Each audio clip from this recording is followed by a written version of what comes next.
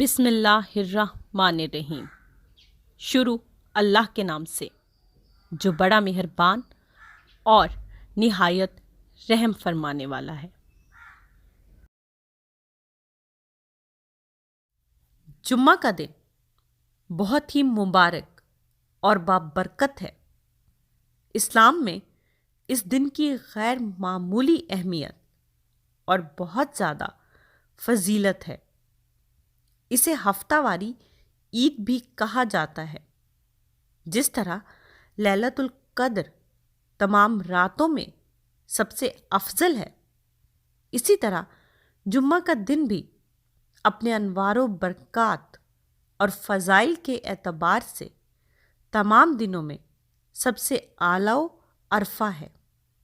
قرآن کریم میں اللہ تعالیٰ نے ایک مکمل سورہ جمعہ کے نام سے اتاری ہے، جس سے اس دن کی اہمیت اور عظمت کا اندازہ ہوتا ہے، اور نبی اکرم صلی اللہ علیہ وآلہ وسلم سے بھی اس دن کے فضائل اور مسنون اعمال کے متعلق متعدد احادیث مذکور ہیں۔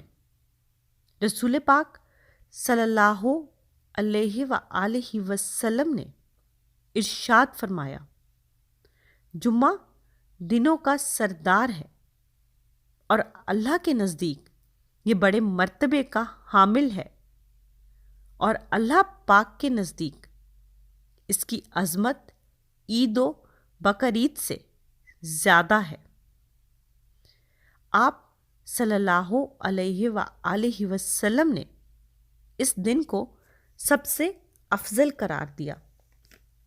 اللہ تعالیٰ نے باقی امتوں کو اس دن کی برکات سے محروم رکھا۔ صرف امت محمدی پر یہ اللہ تعالیٰ نے خصوصی فضل و کرم فرمایا، اور امت محمدی کی اس دن کی طرف رہنمائی فرمائی اور اسے اس کی برکات سے نوازا۔ نبی کریم صلی اللہ علیہ وآلہ وسلم جب مکہ سے ہجرت کر کے مدینہ پہنچے تو بنی سالم بن عوف کے علاقے میں نماز جمعہ کا وقت ہو گیا، اور یہاں آپ صلی اللہ علیہ وآلہ وسلم نے اپنی زندگی کا پہلا جمعہ ادا کیا۔ فرض نمازوں کی طرح نماز جمعہ کی بھی بڑی اہمیت ہے۔ یہ نماز دوسری فرض نمازوں سے کہیں زیادہ افضل ہے۔ نماز جمعہ ایک ایسا فریضہ ہے جس کا ادا کرنا ہر مسلمان پر لازمی اور ضروری ہے۔ اس کا تارک گناہ گار ہے۔ نماز جمعہ بغیر کسی شرعی عذر کے ترک کرنے والے لوگوں کو رسول اللہ صلی اللہ علیہ وآلہ وسلم نے سخت وعید سنائی ہے۔ اللہ تعالیٰ کا ارشاد ہے، اے ایمان والو، جب جمعہ کے دن نماز کے لیے پکارا جائے، یعنی نماز کی اذان ہو جائے، تو اللہ کی یاد کے لیے جلدی کرو اور خرید و فروخت چھوڑ دو، یہ تمہارے حق میں بہت ہی بہتر ہے اگر تم جانتے ہو۔ اور جب نماز ہو جائے تو زمین میں پھیل جاؤ اور اللہ کا فضل تلاش کرو، یعنی رزق حلال تلاش کرو، اور اللہ کو بہت یاد کرو تاکہ تم کامیاب ہو جاؤ۔ اس آیت میں نماز جمعہ کے احکام اور آداب کا ذکر فرمایا جا رہا ہے۔ یہاں مخاطب صرف فرزندان اسلام ہے۔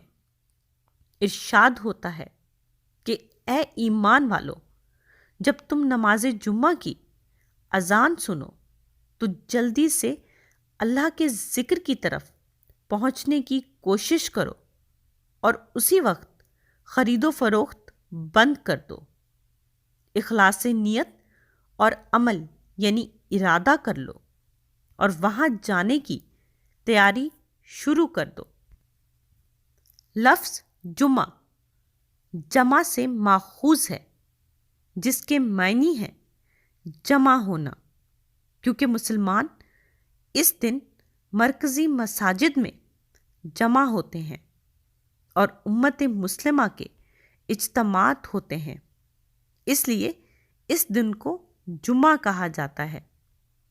6 دن میں اللہ تعالیٰ نے زمین و آسمان اور تمام مخلوق کو پیدا فرمایا۔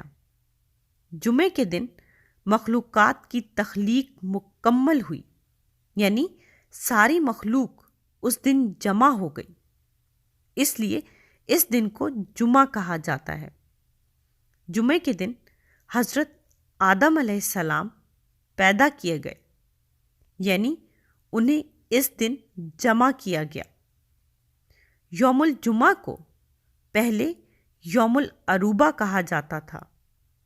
نبی اکرم صلی اللہ علیہ وآلہ وسلم کے مدینہ منورہ ہجرت کرنے اور سورہ جمعہ کے نزول سے قبل انصار صحابہ نے مدینہ منورہ میں دیکھا کہ یہودی ہفتہ کے دن اور نصارے اتوار کے دن جمع ہو کر عبادت کرتے ہیں، لہٰذا سب نے طے کیا کہ ہم بھی ایک دن اللہ تعالیٰ کا ذکر کرنے کے لیے جمع ہوں۔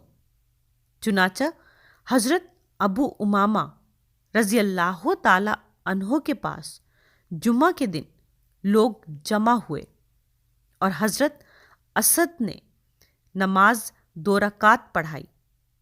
لوگوں نے اپنے اس اجتماع کی بنیاد پر اس دن کا نام یوم الجمعہ رکھا۔ اس طرح سے یہ اسلام کا پہلا جمعہ ہے۔ اللہ کے رسول صلی اللہ علیہ وآلہ وسلم نے جمعہ کی 5 خاص باتوں کا ذکر کرتے ہوئے آخر میں فرمایا، اور اسی دن قیامت قائم ہوگی، تمام مقرب فرشتے، زمین، آسمان، ہوائیں، پہاڑ اور سمندر جمعے کے دن سے گھبراتے ہیں کہ قیامت قائم نہ ہو جائے، اس لیے قیامت جمعے کے دن ہی آئے گی۔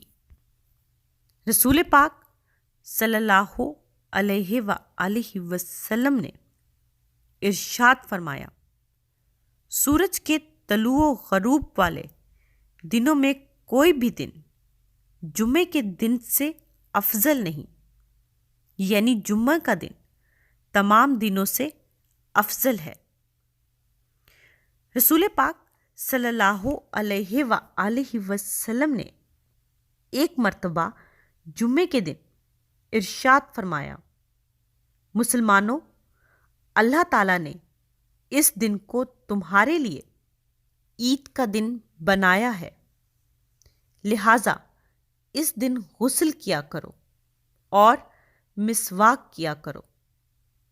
اللہ تعالیٰ نے قرآن مجید کی سورہ بروج میں قسم کھائی ہے، شاہد سے مراد جمعہ کا دن، یعنی اس دن جس نے جو بھی عمل کیا ہوگا، یہ جمعہ کا دن قیامت کے دن اس کی گواہی دے گا۔ رسول پاک صلی اللہ علیہ وآلہ وسلم نے ارشاد فرمایا، اللہ کے نزدیک سب سے افضل نماز جمعہ کے دن فجر کی نماز جماعت کے ساتھ ادا کرنا ہے۔ جہنم کی آگ روزانہ دہکائی جاتی ہے، مگر جمعے کے دن اس کی عظمت اور خاص اہمیت و فضیلت کی وجہ سے جہنم کی آگ نہیں دہکائی جاتی۔ رسول پاک صلی اللہ علیہ وآلہ وسلم نے ایک اور موقع پر ارشاد فرمایا، 5 نمازیں، جمعہ کی نماز پچھلے جمعہ تک اور رمضان کے روزے پچھلے رمضان تک درمیانی اوقات کے گناہوں کے لیے کفارہ ہیں، جبکہ ان اعمال کو کرنے والا بڑے گناہوں سے بچے۔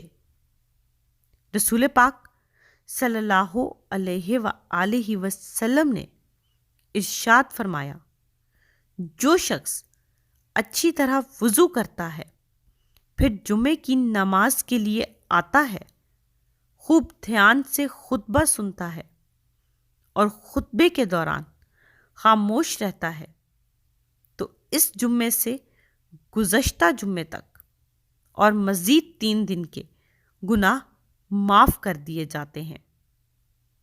رسول اللہ صلی اللہ علیہ وآلہ وسلم نے ارشاد فرمایا، جو شخص جمعے کے دن جنابت کے غسل کی طرح اہتمام کے ساتھ غسل کرتا ہے، پھر پہلی فرصت میں مسجد جاتا ہے، تو گویا اس نے اللہ کی خوشنودی کے لیے اونٹنی قربان کی۔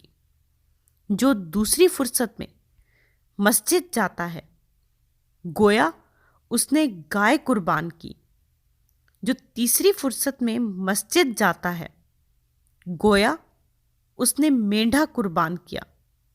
جو چوتھی فرصت میں جاتا ہے، گویا اس نے مرغی قربان کی۔ جو 5ویں فرصت میں جاتا ہے، گویا اس نے انڈے سے خدا کی خوشنودی حاصل کی۔ پھر جب امام خطبہ کے لیے نکل آتا ہے، تو فرشتے خطبے میں شریک ہو کر خطبہ سننے لگتے ہیں۔ یہ فرصت کس وقت سے شروع ہوتی ہے؟ علماء کی چند آراء ہیں، مگر خلاصہ کلام یہ ہے کہ حتی الامکان مسجد جلدی پہنچیں۔ اگر زیادہ جلدی نہ جا سکیں تو کم از کم خطبہ شروع ہونے سے کچھ وقت قبل ضرور مسجد پہنچ جائیں۔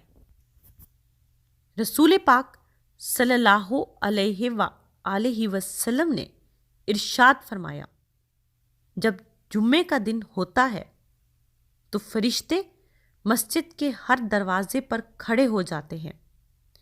پہلے آنے والے کا نام پہلے، اس کے بعد آنے والے کا نام اس کے بعد لکھتے ہیں۔ اسی طرح آنے والوں کے نام ان کے آنے کی ترتیب سے لکھتے رہتے ہیں۔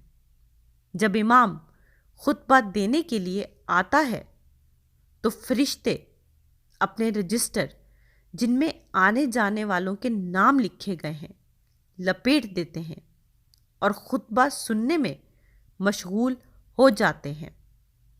خطبہ جمعہ شروع ہونے کے بعد مسجد پہنچنے والے حضرات کی نماز جمعہ تو ادا ہو جاتی ہے، مگر نماز جمعہ کی فضیلت ان کو حاصل نہیں ہوتی۔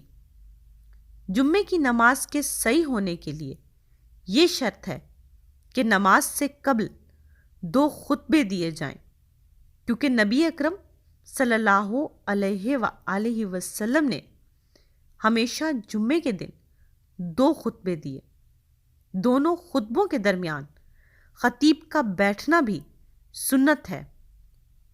منبر پر کھڑے ہو کر ہاتھ میں عصا لے کر خطبہ دینا سنت ہے۔ دوران خطبہ کسی طرح کی بات کرنا، حتیٰ کہ نصیحت کرنا بھی منع ہے۔ رسول پاک صلی اللہ علیہ وآلہ وسلم نے ارشاد فرمایا، جس نے جمعہ کے روز دوران خطبہ اپنے ساتھی سے کہا خاموش رہو، اس نے بھی لغو کام کیا۔ رسول اللہ صلی اللہ علیہ وآلہ وسلم نے یہ بھی ارشاد فرمایا، جس شخص نے کنکریوں کو ہاتھ لگایا، یعنی دوران خطبہ ان سے کھیلتا رہا، یا ہاتھ چٹائی کپڑے وغیرہ سے کھیلتا رہا، تو اس نے فضول کام کیا اور اس کی وجہ سے جمعے کا خاص ثواب ضائع کر دیا۔ حضرت عبداللہ بن بصر رضی اللہ تعالی عنہ فرماتے ہیں کہ میں جمعے کے دن ممبر کے قریب بیٹھا ہوا تھا، ایک شخص لوگوں کی گردنوں کو پھلانگتا ہوا آیا، جبکہ رسول اللہ صلی اللہ علیہ وآلہ وسلم خطبہ دے رہے تھے۔ آپ صلی اللہ علیہ وآلہ وسلم نے ارشاد فرمایا، بیٹھ جاؤ، تم نے تکلیف دی اور تاخیر کی۔ جب امام خطبہ دے رہا ہو تو لوگوں کی گردنوں کو پھلانگ کر آگے جانا منع ہے، پیچھے جہاں جگہ ملے وہیں بیٹھ جائے۔ جمعے کی نماز ہر اس مسلمان، صحت مند، بالغ مرد پر فرض ہے جو کسی شہر یا ایسے علاقے میں مقیم ہو جہاں روزمرہ کی ضروریات مہیا ہوں۔ معلوم ہوا کہ عورتوں، بچوں، مسافر اور مریض پر جمعے کی نماز فرض نہیں، البتہ عورتیں، بچے، مسافر اور مریض اگر جمعے کی نماز میں حاضر ہو جائیں تو نماز ادا ہو جائے گی، ورنہ ان حضرات کو جمعے کی نماز کی جگہ ظہر کی نماز ادا کرنی ہوگی۔ اگر آپ صحرا میں ہیں جہاں کوئی نہیں یا ہوائی جہاز میں سوار ہیں تو آپ ظہر کی نماز ادا فرمائیں۔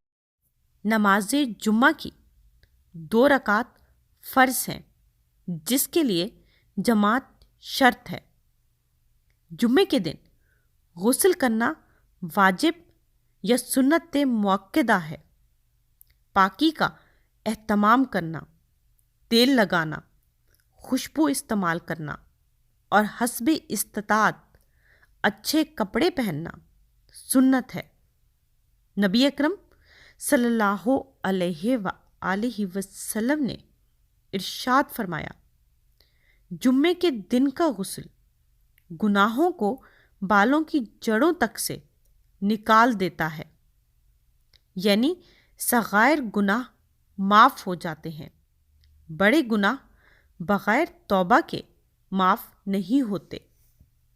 اگر صغیرہ گناہ نہیں ہے تو نیکیوں میں اضافہ ہو جاتا ہے۔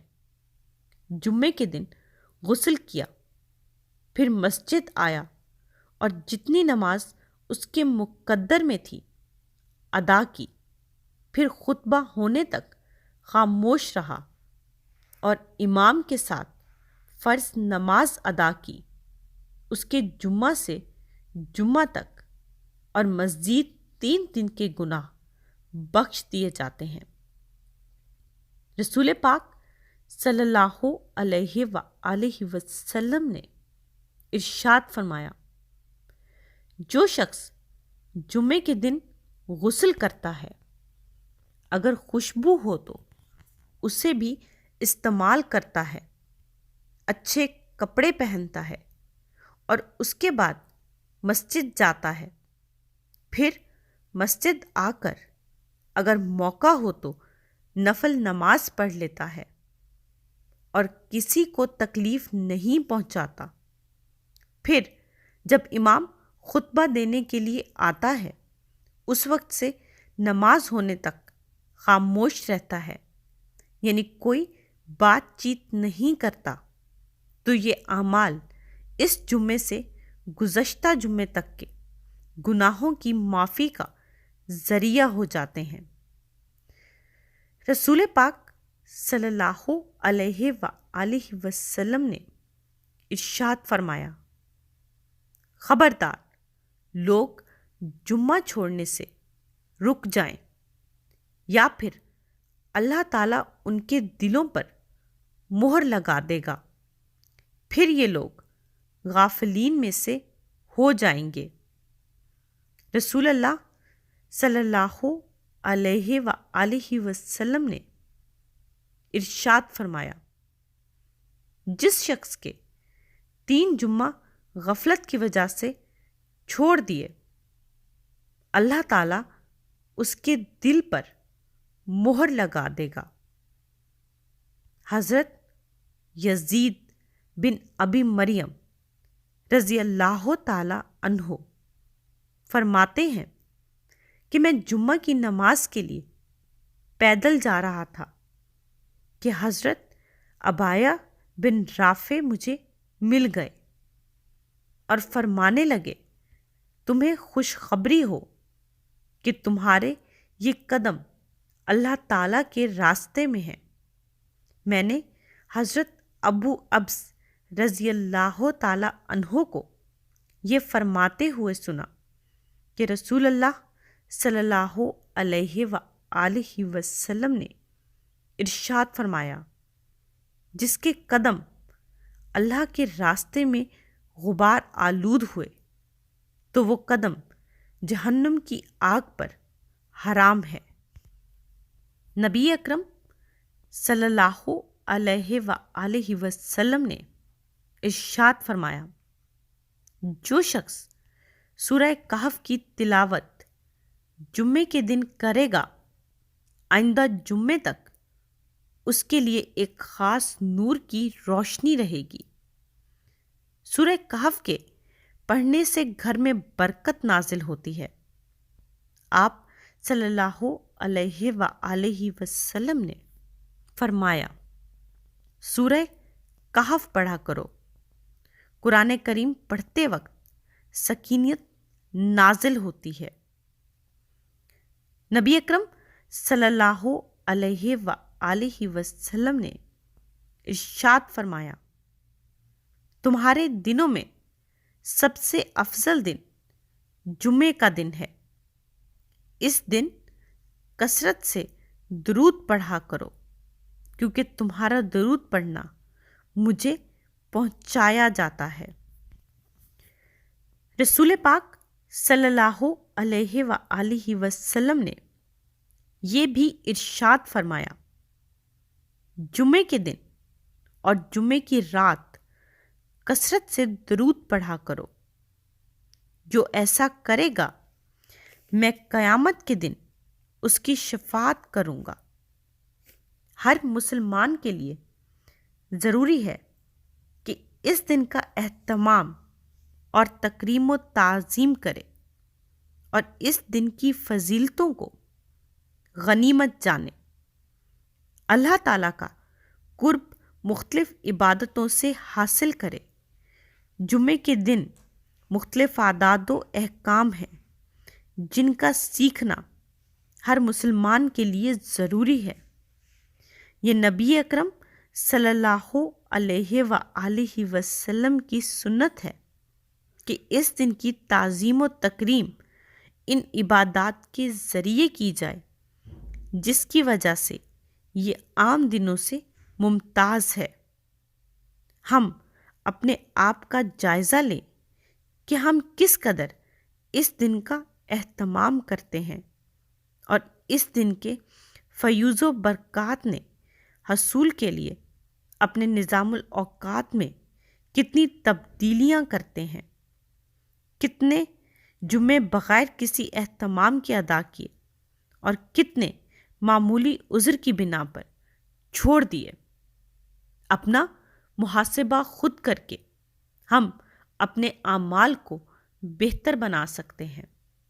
اللہ ہم تمام مسلمانوں کو اپنے اعمال کو بہتر کرنے اور اپنی راہ پر چلنے کی توفیق عطا فرمائے۔